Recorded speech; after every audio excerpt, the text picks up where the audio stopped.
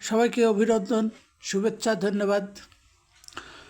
আমরা শুরু করছি আজকের নবম দশম শ্রেণীর গণিত বিষয়, জ্যামিতি অধ্যায় সম্পাদ্য, অনুশীলনী 7-1, 5 নাম্বার। ত্রিভুজের ভূমি সংলগ্ন একটি কোণ, উচ্চতা ও অপর দুই বাহুর সমষ্টি দেওয়া আছে, ত্রিভুজটি অঙ্কন করতে হবে। এই প্রশ্নে যে তথ্যগুলি দেওয়া আছে তার মধ্যে প্রথমে ভূমি সংলগ্ন একটি কোণ, তা আমরা কোণটা অঙ্কন করে নিলাম যেহেতু দেওয়া আছে, এবং এই কোণটার কৌণিক পরিমাণ আমরা ধরে নিলাম এক্স, অর্থাৎ কোণটির নামই এক্স দিলাম। এরপর দেওয়া আছে ত্রিভুজটির উচ্চতা, অর্থাৎ ত্রিভুজটি কতটুকু উচ্চ হবে সেই উচ্চতা দেওয়া আছে। আমরা উচ্চতা অঙ্কন করে নিলাম এবং ধরে নিলাম উচ্চতা এইচ। এবং শেষ উপাত্তটি হচ্ছে দুইটি বাহুর সমষ্টি একসঙ্গে দেওয়া আছে, অর্থাৎ দুইটি বাহুর যোগফল একত্রে দেওয়া আছে, এবং আমরা ধরে নিলাম এই দুইটি বাহুর সমষ্টি পরিমাণ এ। এবার ত্রিভুজ অঙ্কনের জন্য আমাদের যথারীতি একটা রশ্মি নিতে হবে। এই রশ্মিটার নাম দিলাম বিপি। তো বিপি রশ্মির প্রান্তবিন্দু বিতে প্রথমেই প্রদত্ত কোণ এক্সের সমান করে একটি কোণ অঙ্কন করব, অর্থাৎ বি বিন্দুতে আমরা পিবিএম কোণ অঙ্কন করলাম এবং এই কোণটির পরিমাণ হবে প্রদত্ত এক্স কোণের সমান, অর্থাৎ এক্স কোণের সমান করেই আমরা এই কোণটি অঙ্কন করলাম। অর্থাৎ আমরা কোণটা ব্যবহার করলাম। এইবার আমরা যেটা ব্যবহার করব সেটা হলো উচ্চতা এইচ। তো উচ্চতা এইচ নির্ণয়ের জন্য অবশ্যই আমাদের একটা লম্ব অঙ্কন করতে হবে বি বিন্দুতে। তাহলে বি বিন্দুতে আমরা বি কিউ লম্ব অঙ্কন করেছি। তো আমরা জানি যে লম্ব অঙ্কন করার নিয়ম আর সমকোণ অঙ্কন করার জ্যামিতিক পদ্ধতি একই।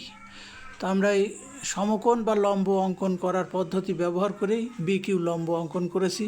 এই লম্ব থেকে আমরা উচ্চতা এইচের সমান করে অংশ কেটে নেব। তাহলে বি কিউ লম্ব থেকে এইচের সমান করে বিডি অংশ কেটে নেই, অর্থাৎ এটাই ত্রিভুজের প্রদত্ত উচ্চতা। এবার ডি বিন্দুতে ডিএফ অঙ্কন করি, যা বিপি রেখার সমান্তরাল হবে, অর্থাৎ বিপির সমান্তরাল করে ডিএফ অঙ্কন করলাম। এক্ষেত্রে ওই সমান্তরাল অঙ্কনের নিয়ম, সমকোণ অঙ্কনের নিয়ম এবং লম্ব অঙ্কনের নিয়ম, জ্যামিতিক পদ্ধতি একই। এবার বিএম রশ্মি থেকে প্রদত্ত দুই বাহুর সমষ্টি এর সমান করে আমরা কেটে নেব বিএন অংশ, অর্থাৎ দুই বাহুর সমষ্টি হবে বিএন। এখানে স্পষ্টতই বোঝা যাচ্ছে যে ত্রিভুজের মধ্যে এ বি অংশটুকু থাকছে এবং এ এন অংশটুকু ত্রিভুজের বাহিরে চলে যাচ্ছে। সুতরাং এ এন অংশের সমান করে এ বিন্দুকে কেন্দ্র করে আমরা একটা বৃত্তচাপ অঙ্কন করব। এই বৃত্তচাপটি বিপি রেখাকে ছেদ করবে। এবার আমরা ধরে নেব যে বিপি রেখাকে বৃত্তচাপটি যে দুইটি বিন্দুতে ছেদ করেছে এই বিন্দু দুইটি আমরা ধরব, একটা সি ডট। সুতরাং এ এন এর সমান করে যে বৃত্তচাপ আঁকলাম,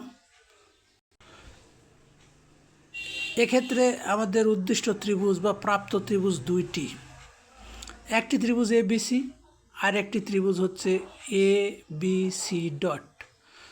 দুইটা ত্রিভুজের মধ্যেই আমাদের এই প্রদত্ত তথ্যগুলি আছে, যেখানে এক্স কোণের সমান কোণ আছে এবং অপর দুইটি বাহুর সমষ্টি আছে এবং উচ্চতাও আছে। সুতরাং আমাদের উদ্দিষ্ট ত্রিভুজ হচ্ছে এবিসি এবং এবিসি ডট উভয়ই।